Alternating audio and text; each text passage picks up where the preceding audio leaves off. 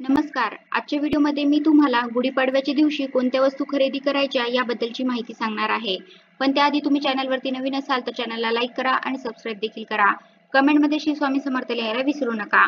आपल्या हिंदू धर्मात गुढीपाडव्याला विशेष महत्त्व आहे, कारण हा दिवस अत्यंत शुभ आणि महत्त्वाचा मानला जातो. हा दिवस 3.5 मुहूर्तांपैकी एक दिवस मानला जातो. त्यामुळे या दिवशी तुम्ही कोणतेही शुभ कार्य, मोठ्या प्रमाणावर गुंतवणूक, खरेदी करू शकता आणि या दिवसापासून आपल्या मराठी नवीन वर्षालाही सुरुवात होत असते. म्हणजे गुढीपाडवा हा नवीन वर्षातील पहिलाच दिवस आणि नवीन वर्षातील पहिला सण. या दिवशी आपण विशेष करून माता लक्ष्मी आणि भगवान विष्णूची पूजा करत असतो. तर यंदा 30 मार्च 2025 रोजी गुढीपाडवा साजरा करण्यात येणार आहे. खरंच हा दिवस एवढा महत्त्वाचा आहे की काही ना काही वस्तू तुम्ही या दिवशी नक्कीच खरेदी करा. कारण शुभ काळात केलेले कार्य किंवा खरेदी नेहमी आपल्याला शुभ फल देत असते. आणि त्यातल्या त्यात या दिवशी 3.5 मुहूर्तांवर विशेष करून सोने खरेदी केले जाते. जर तुम्हाला जास्त किंवा मोठी सोन्याची वस्तू खरेदी करणं शक्य होत नसेल, तर खरंच कमीत कमी 1 ग्राम किंवा अर्धा ग्राम तरी तुम्ही सोनं नक्की खरेदी करा. कारण अशा शुभ मुहूर्तावर घेतलेलं सोनं कधीच आपल्याला विकायची किंवा मोडायची गरज आपल्यावरती येत नाही. उलट त्यामध्ये वाढ होत जाते. त्यामुळे अशा शुभ मुहूर्तावर जर तुम्हाला शक्य असेल तर कमीत कमी सोने विकत घ्या. आणि तेही जर शक्य नसेल तर तुम्ही चांदीच्या वस्तू पण खरेदी करू शकता.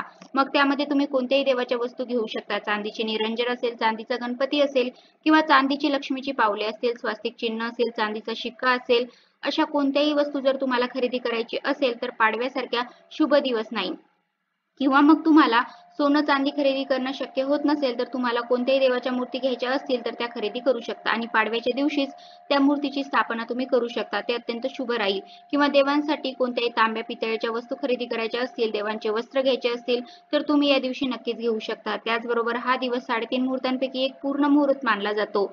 त्यामुळे अनेक लोक या दिवशी अनेक नवीन वस्तूंची खरेदी करतात. त्यामध्ये घर खरेदी, गाडी खरेदी, जमीन खरेदी, मोठ्या प्रमाणावर गुंतवणूक करू शकता. त्यामुळे तुम्हाला काही खरेदी करायचं असेल तर यासारखा मोठा दिवस नाही. आपल्या हिंदू धर्मात बघा, आपण कधीही कोणतीही मोठी वस्तू खरेदी केली तर सर्वात आधी आपण त्या वस्तूची पूजा करतो. मग ते इलेक्ट्रॉनिक वस्तू असो किंवा सोन्याची जरी वस्तू घेतली तर सर्वात आधी आपण त्या देवाजवळ ठेवतो. या दिवशी तुम्ही कोणत्याही वस्तू खरेदी केल्या, जरी इलेक्ट्रॉनिक वस्तू असेल तर तुम्ही सर्वात आधी त्या वस्तूची पूजा करायची आहे आणि मग त्या वस्तू वापरायच्या आहेत. आणि त्यामध्ये सर्वात महत्त्वाचं म्हणजे तुम्हाला इतर कोणतेही सोने, चांदी, इलेक्ट्रॉनिक वस्तू खरेदी करणं शक्य नसेल तर तुम्ही लक्ष्मीकारक वस्तू पण खरेदी करू शकता. यामुळे साक्षात लक्ष्मी माता आपल्या घरामध्ये टिकून राहील. घरामधील दारिद्र्य, गरिबी, नकारात्मकता घराबाहेर जाईल. तर त्यामध्ये सर्वात पहिली वस्तू म्हणजे श्रीयंत्र. अखंड लक्ष्मी प्राप्तीसाठी आणि प्राप्त लक्ष्मी स्थिर राहण्यासाठी आणि माता लक्ष्मी आणि भगवान विष्णूचा आशीर्वाद राहण्यासाठी श्रीयंत्र अतिशय महत्त्वाचं आहे. ज्या घरात श्रीयंत्राची स्थापना केली जाते त्या घरात अष्टलक्ष्मी वास करते. व्यवसायात यश, समृद्धी, आर्थिक बळ व कौटुंबिक सुख प्राप्त होते.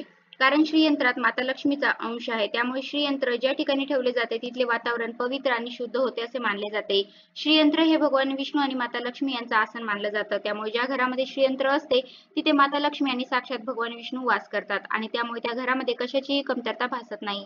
त्यामुळे तुम्हाला जर श्रीयंत्र घ्यायचं असेल तर तुम्ही पाडव्याच्या दिवशी नक्की खरेदी करा किंवा आधी 1-2 दिवस खरेदी करून तुम्ही पाडव्याच्या दिवशी जर स्थापना केली तरीही चालेल. आणि जर तुमच्याकडे पहिल्यापासूनच असेल तर पाडव्याच्या दिवशी मात्र श्रीयंत्राची विधिवत पूजा करा.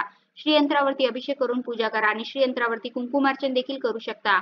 आणि जर तुमच्याकडे कुबेर यंत्र नसेल तर ते सुद्धा तुम्ही पाडव्याला खरेदी करू शकता. कारण कुबेर यंत्राला आपण धनाची देवता आणि संपत्तीचा स्वामी मानतो. या यंत्राचे सुद्धा अनेक लाभ आहेत. कुबेर महाराज संपत्तीचे स्वामी आहेत. त्यामुळे तुमच्या संपत्तीला दुसऱ्याची दृष्ट लागून देत नाहीत व आपले धन सुरक्षित ठेवण्यास मदत करते.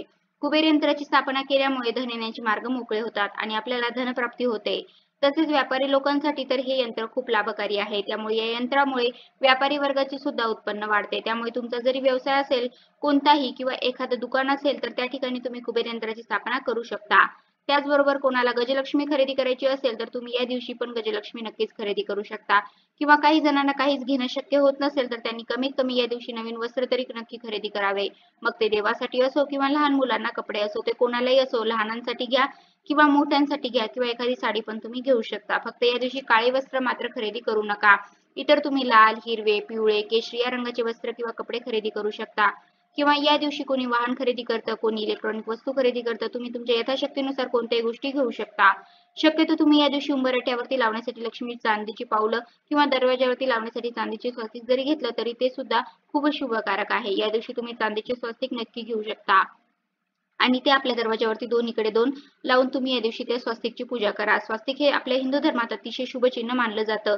किंवा जर तुम्ही लक्ष्मीची चांदीची पावले जर उंबरठ्यावरती लावली तर लक्ष्मी माता तुमच्या घरामध्ये वास करेल. यापैकी जरी काही खरेदी करायचं नसेल तर या दिवशी म्हणजे गुढीपाडव्याच्या दिवशी तुम्ही मुख्य दरवाजावरती आंब्याच्या पानांचं आणि झेंडूच्या फुलांचं तोरण मात्र अवश्य लावा. कारण असं तोरण लावल्यामुळे माता लक्ष्मी आकर्षित होते असं म्हणतात.